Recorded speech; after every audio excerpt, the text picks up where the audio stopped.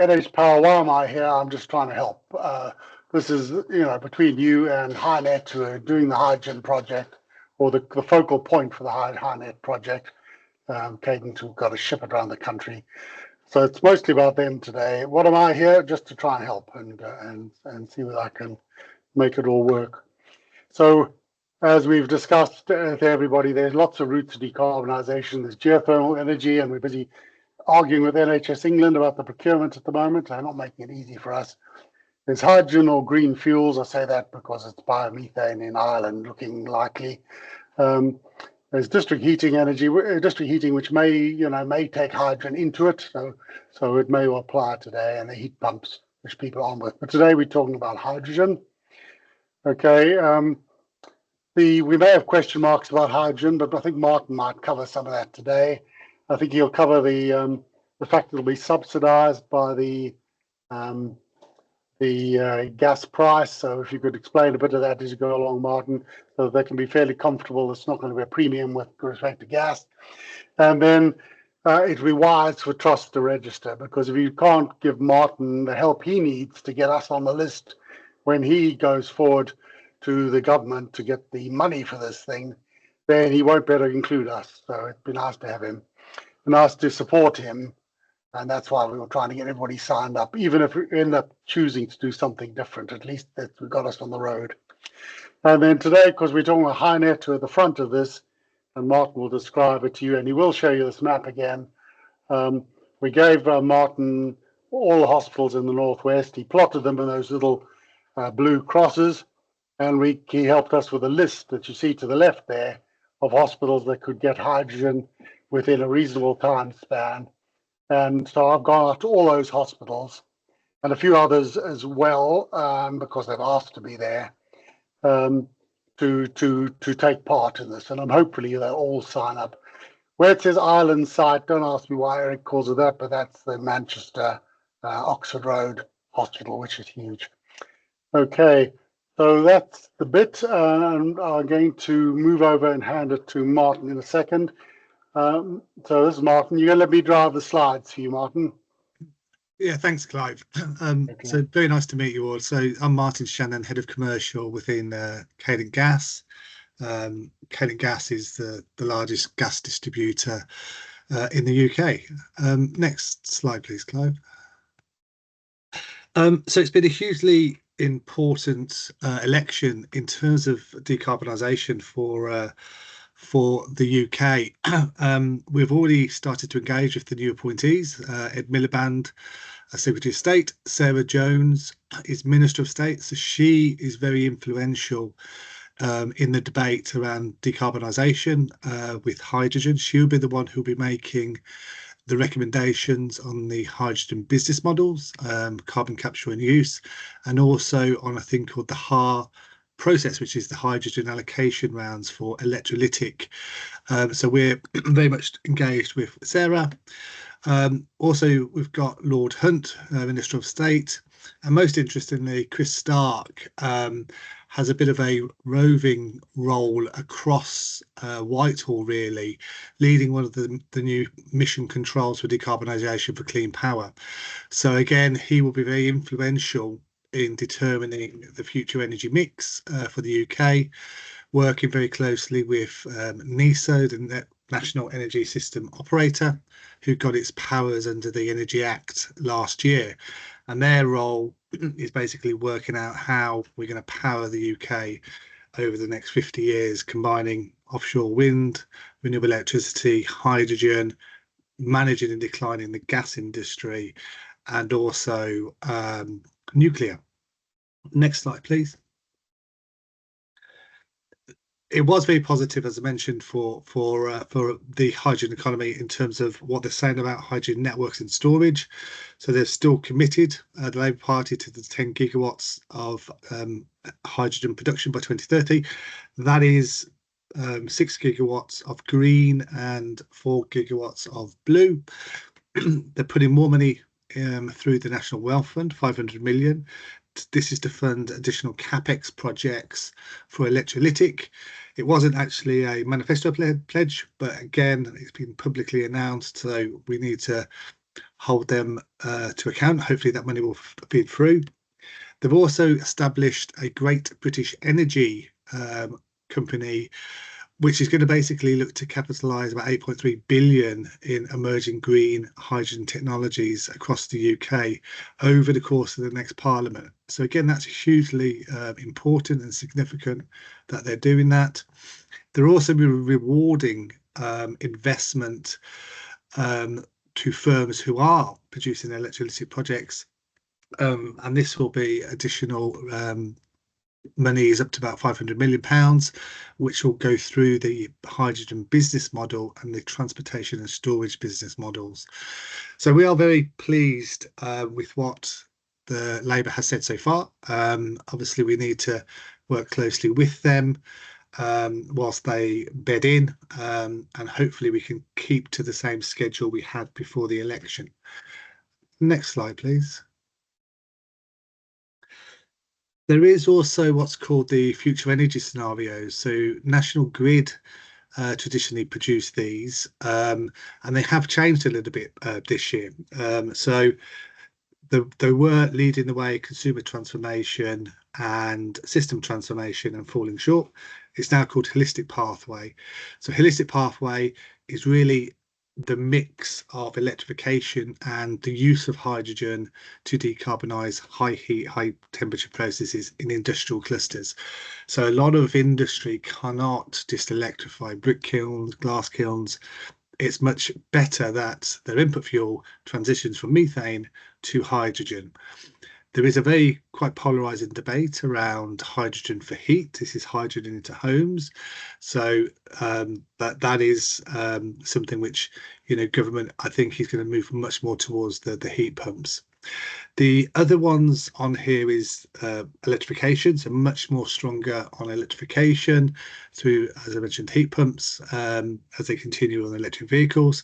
So a much smaller role in that pathway for hydrogen. A much more positive one for hydrogen, where you really start to progress hydrogen across industry and heat. But as I mentioned, that is still to be that battle around hydrogen for heat is still to be won. And then the counterfactual is where the transition to decarbonisation is delayed, either through off-taker enablement challenges or through funding challenges as we move forward.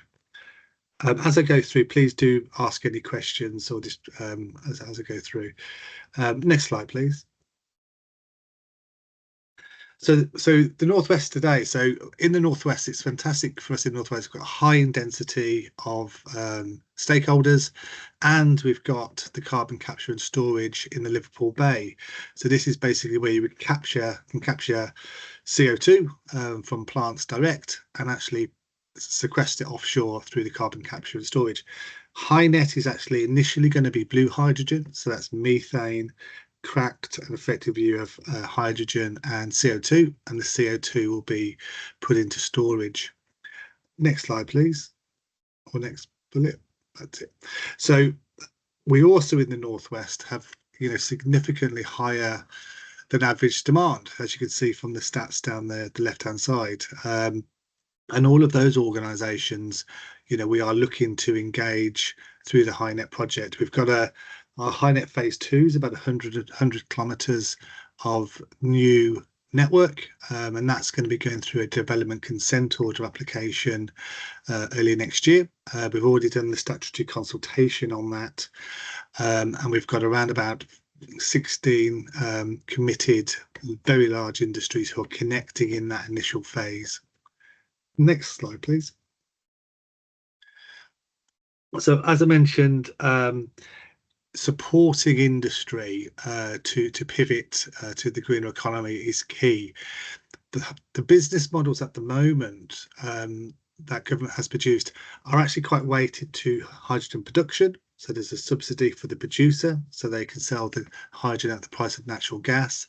There's going to be a transportation business model which will allow us to build the network in terms of the 100 kilometres of network, and there's also going to be a storage model. The challenge really is how do we better support industry and also organisations like the NHS. I know there is a slight difference here because industry do get future benefits through ETS carbon savings, whereas I think the NHS is not as opted out of, or is not opted into ETS. But if the cost of carbon in the UK remains low comparative to the European Union, that benefit for industry is watered down a bit. So we are pushing government very hard to help support industry make the transition to that greener economy. And it's much better, we think, to take the opportunity now to do it when these networks are getting built, rather than at a later date when, if you look at all the charts, cost of carbon should be increasing significantly. And at that point, you don't want to be then reacting rather than being more proactive at this point in time. Next slide, please. So the HyNet cluster. So we have now just completed what we call front-end engineering design.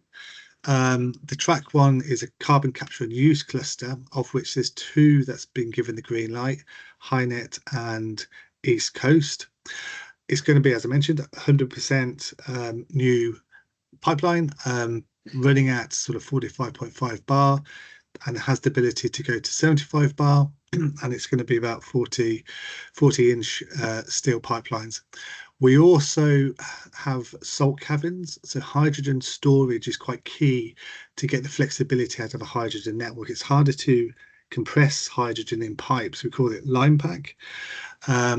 So we don't, so you've got less energy stored in the pipe, therefore having storage is quite key, especially if you want to bring on the renewable electrical generation. So a lot of our electricity is powered by gas at the moment, and we want to pivot that to be powered by hydrogen. Next slide, please. So there's a number of, so by 2030, so by 2025, where we are now, we haven't yet got anybody producing hydrogen at scale through the business models. The HAR1 process, electrolytic, they are shortly due to sign their contracts with the low carbon contracts company, and that will give them the ability over a 15-year period then to produce hydrogen and sell it as what's called the reference price, which is the month ahead natural gas price. If you just flick forward to 2030, thank you, Clive. So by 2030, we will have had HyNet commissioned. HyNet will be commissioning in 2028, 2029, and we'll also have both HPP1, which is a 350 megawatt plant, and HPP2, which is a 1,000 megawatt plant, both operational, producing blue hydrogen, along with additional electrolytic hydrogen that will connect. Demand is still going to be outstripping production at this point, and we see that continuing very much until the 2040, by which time we should hopefully have what we call a liquid hydrogen market, as we do for natural gas. Next slide, please. So this is the infrastructure for HyNet at a very high level schematic. The red line is the CO2 pipeline. That's capturing CO2 directly from plants like Hanson Cement, and also from the Standard Refinery, where the 2 hydrogen production plants will be producing the blue hydrogen. And that pipeline is being managed by an Italian company called ENI, and they've just completed their development consent order. INEOS are going to provide the storage, and that's the salt caverns, and that's about 1.3 terawatt hours of storage, which is about 33,000 tons. And we're going to be doing the network, building the network, connecting up the off-takers through the 100 kilometers of pipeline. Next slide, please.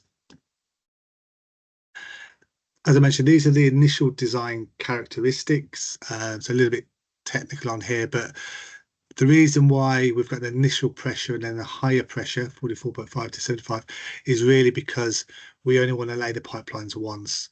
So in the business models, DESNZ recognises the need to make these have a level of future-proof, and the red lines on the schematic on the picture is the phase 3 pipeline that we want to connect once we've done the phase 2, which is the green.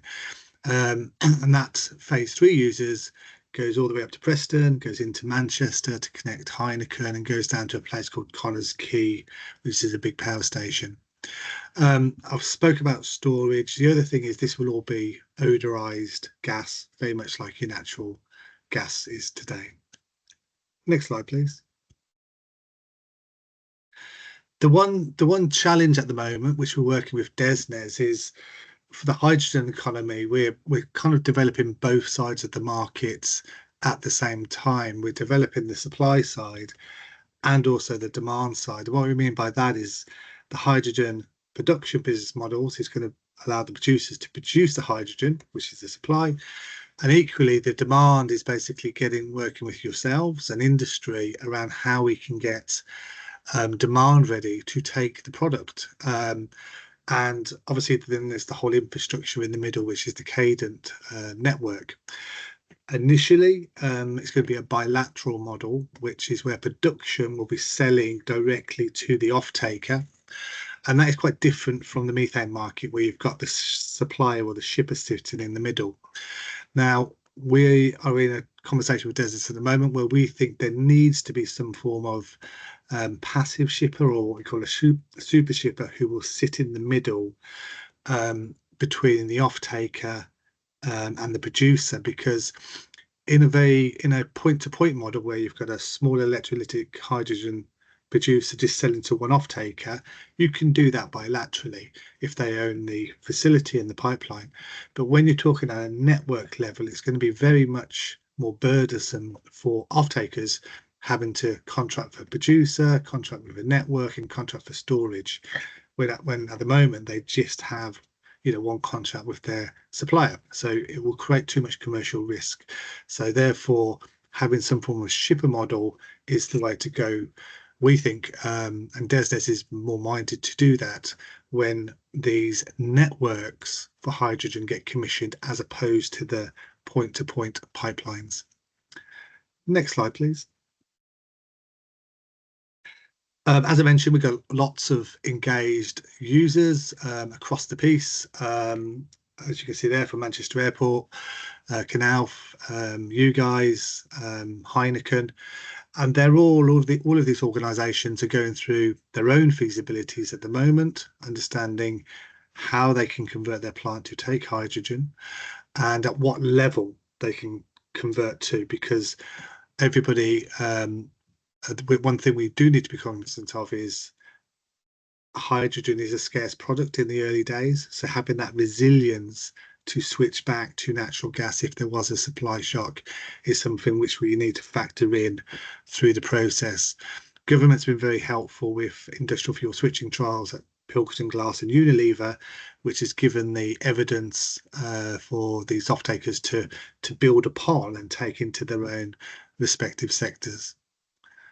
Next slide, please. So I know Clive has been talking to you guys about data books. So these are individual data books that we are using with off-takers to understand a number of things, understand in detail what they expect the use case for their hydrogen to be, understand how they're going to convert to take the hydrogen at a plant level, and that data will be fed into our transportation and storage business model, because DESNZ, NESO and Ofgem are very keen to understand what off-takers are looking to convert to take hydrogen, because there's one chain of thought out there that everything can just be electrified, and industry is telling us it can't. So these data books are very important, and the information contained in the data books is Cadent is warranting the information that we're telling the off-taker, and vice versa. They're warranting, and we can rely on the demand side information that we're receiving back, and that's kind of secured under a new information sharing agreement, which complements the data book. Next slide, please, Clive. And we're also working with a company called Frontier Economics just on a cost benefit analysis. This will support our business model application. Having independent academia do this type of analysis is quite key, because it really just helps support the case to decarbonise and help support, you know, the not insignificant investment that UK PLC needs to invest in making the hydrogen economy come to life. Next slide, please. And the final slide is the data sharing agreement. Effectively, this is an agreement between Cadent and the off-taker. And the agreement really does two things. One, it warrants the information in the data book, which is helpful. And it also allows us to share the off-taker information with respective parties within the hydrogen value chain, such as NESO, DESNES, without having to go back and get further consent. The network energy system operator has been quite vocal about trying to understand more fully off-takers' hydrogen requirements. So hence us having the ability to share the information that we're gathering helps NESO, will help that long-term strategic play for hydrogen. Thank you. I think that was the last slide. Yes, well done. We've had one question while you were writing. Philip wants to know. Well, Philip, you asked the question. Go on. You can hear a different voice. Hi, yeah, it was just about what outlay you anticipate we'll have to make. So Clive's pointed out site conversion costs. So what will actually be required from our side? Yeah, that's a great question. So if you're running a it depends how you're getting your heat and your power at the moment, but if it's just natural gas, some of the things that other off-takers are doing, obviously there's a cost to do a feasibility study. What they're then doing is putting in basically a boiler or that can have the ability to take a hydrogen blend, so it can fire natural gas at 100%, but then there's a blending unit which then blends in the hydrogen into the natural gas, and they can then burn at 40 to 60% hydrogen mix into their boilers. And the big boiler manufacturers like Siemens and Dunphy and others have all got equipment that is in the marketplace now that does that sort of technology. So you retain your natural gas connection, you have a new hydrogen connection, 100% hydrogen, there's a blending unit, and then there's amendments made to your boiler in terms of the pilot lights. The main difference between hydrogen and natural gas is hydrogen has a CV of about 12, and it's a smaller molecule. So to get the same energy, you need 3 times the volume. So it comes through at a faster rate effectively, and therefore the nozzles and the burners have to be of a smaller diameter in essence to get the same energy. It's called the out of the hydrogen. So the boilers, the ones that can do a blend, they can run 100% hydrogen. Yes, there's boilers now that can do 100%, and then they have the ability, because they've got chromatographs that switch it back to natural gas in the event that there's a supply shock.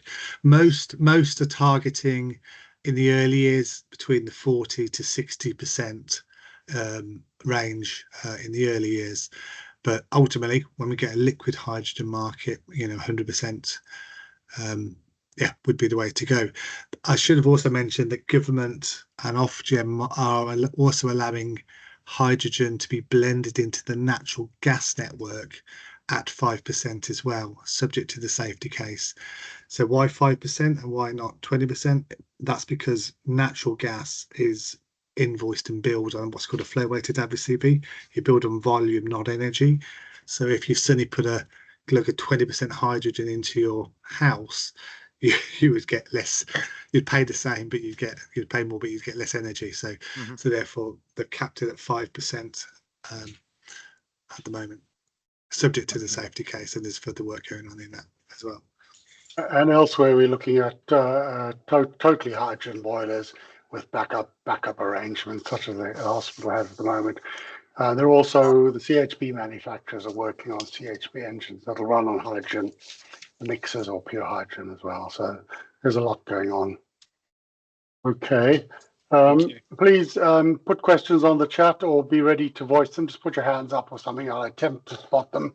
And if the rest of you can help me spot them as well. I've got 1 or 2 slides left you've seen before, but I'll just run through them quickly. Why fill in the forms? Well, if you don't help Martin, he's going to struggle to help you and he can include you in your plans. It means you'll get the hydrogen earlier because if you're not on their plans, you're going to have to wait. For the role NHPower, well, our role is just to kind of help you so we can set up updates and book Martin. We booked him again for the 15th so that we can catch the people on leave today. And we can help with the data forms, filling them in because there are a couple of things in there that are a little bit funny to understand.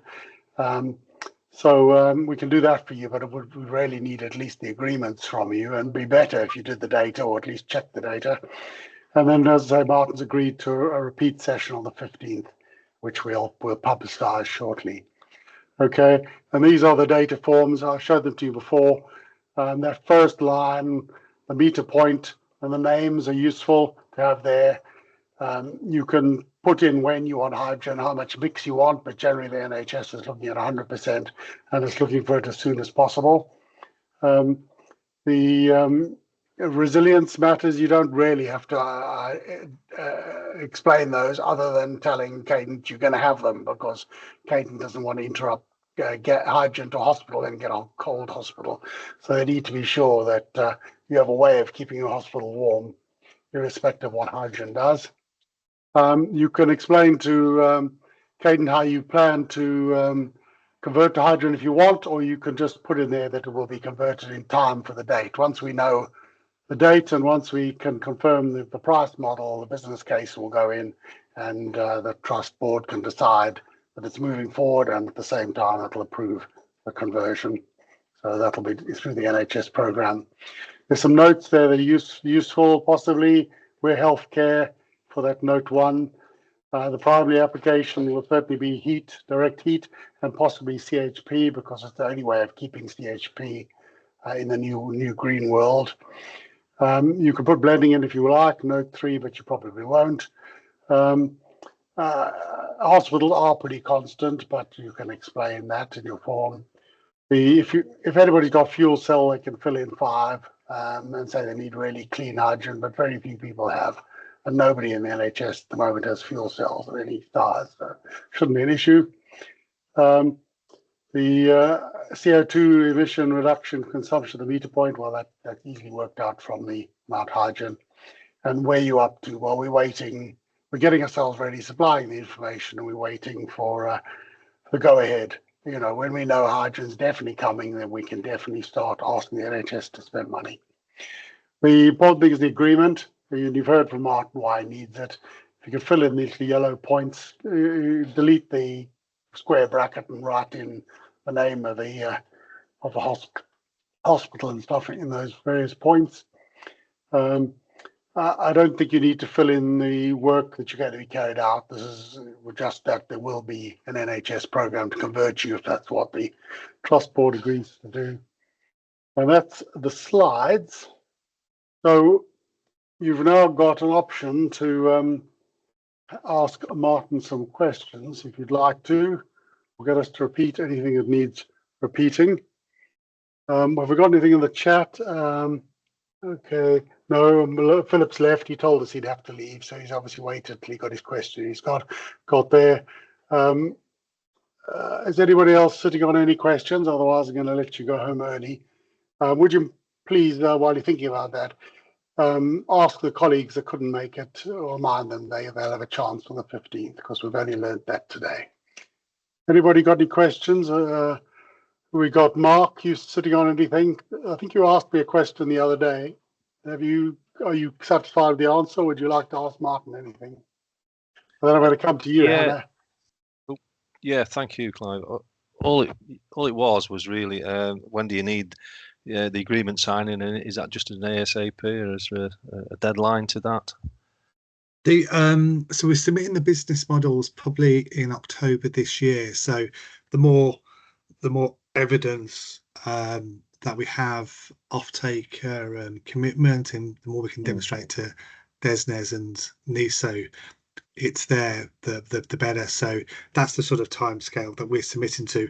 But this will be very much an iterative process, Mark, with Right. government over the years, as you can imagine. And you know, and it's also having the caliber of the NHS, taking hydrogen, it's also a real powerful message, right?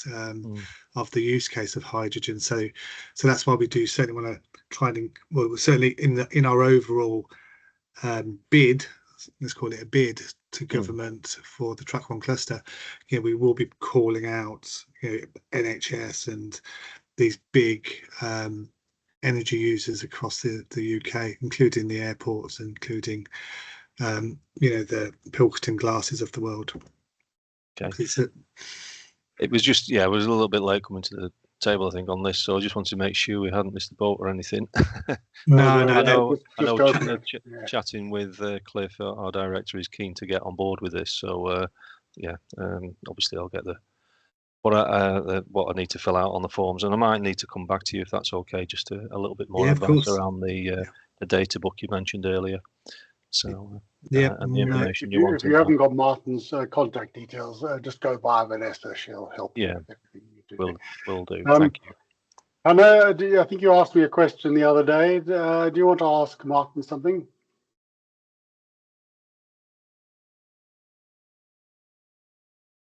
I'm not sure Hannah's going to answer a question.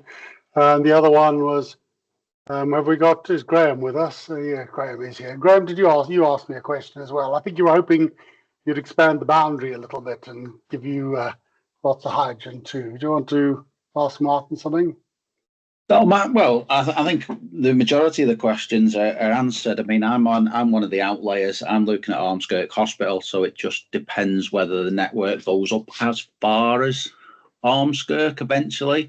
I've got a colleague, David, who couldn't be on the meeting today, who's at Whiston, who I think that isn't captured in the details. But for me, I was looking at Ormskirk, but I think a lot of the questions I had regarding what do we need to do on site to prepare ourselves, etc., have been answered last time and now.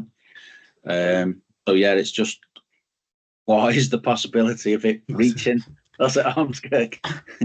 No, so the network, the phase 2 network, the 100-kilometre, and then the subsequent phase 3, these are all going to be regulated assets, very much like the natural gas network is at the moment. So there will be a regime that will evolve, very much like a business wants to connect to the natural gas network. There'll be a connection process. So there'll be simply you put a connection process. There'll be an economic test run, and then basically the connection then will happen, connecting you from the nearest point on the network. Pipes get laid to your hospital. So that's how it works in the methane world at the moment, and we see that working in the same way in the future. So once you've got the initial infrastructure in place, then there will be very much a connection process, both for off-takers who haven't connected, because there's businesses in the phase 2 network who are adjacent to the network who haven't yet really engaged. But when you've got a hydrogen pipeline going past your front door, they'll probably want to take the hydrogen, right? So there'll be a connection process for that.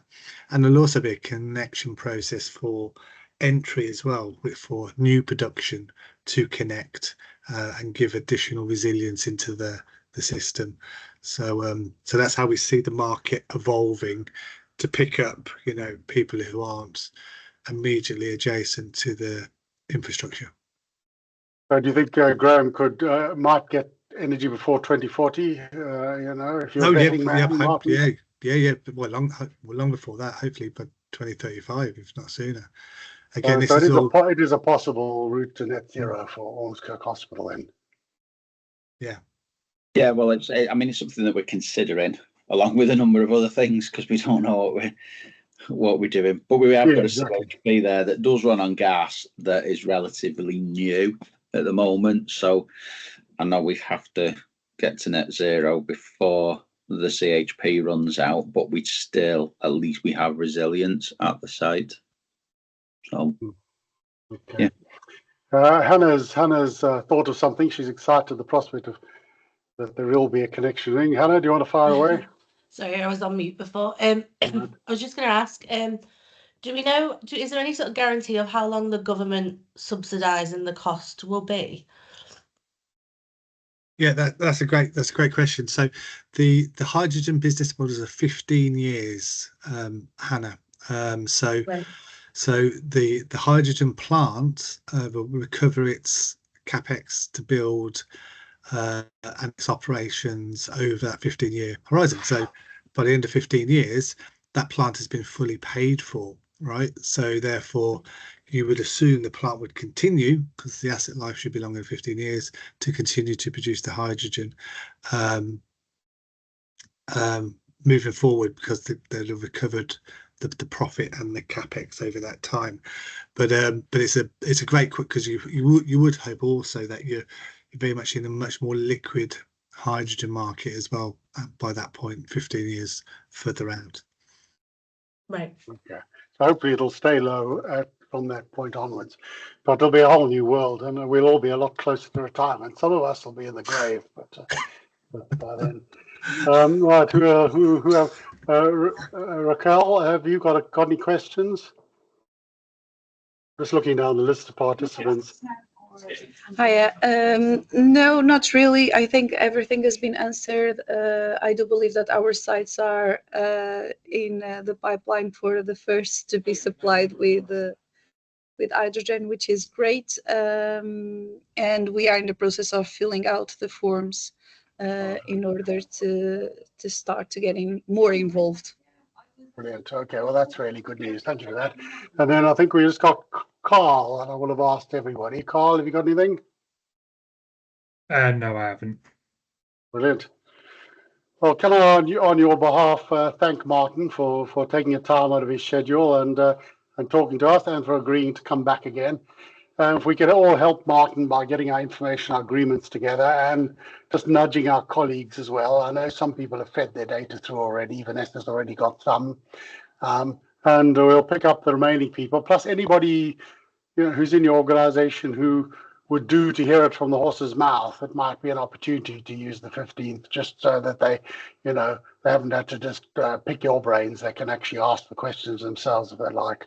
So I'll invite everybody to the 15th so that you have that opportunity. And thank you for coming. And I hope you're all going to follow Raquel's lead and all get your data in if you haven't already. Get us there. Okay, it's your last chance to ask anything. Otherwise, I'm going to let Martin and you all go. Okay, well, thank you very much, Martin. Appreciate that. And you're battling for us. I see all that industry stuff. We're not interested in bloody industry. We want hospitals. Give us lots of hydrogen for hospitals. Okay, guys, thank you all very much. See you soon. Cheers. Bye. Thank you very much. Thank you. you. Bye.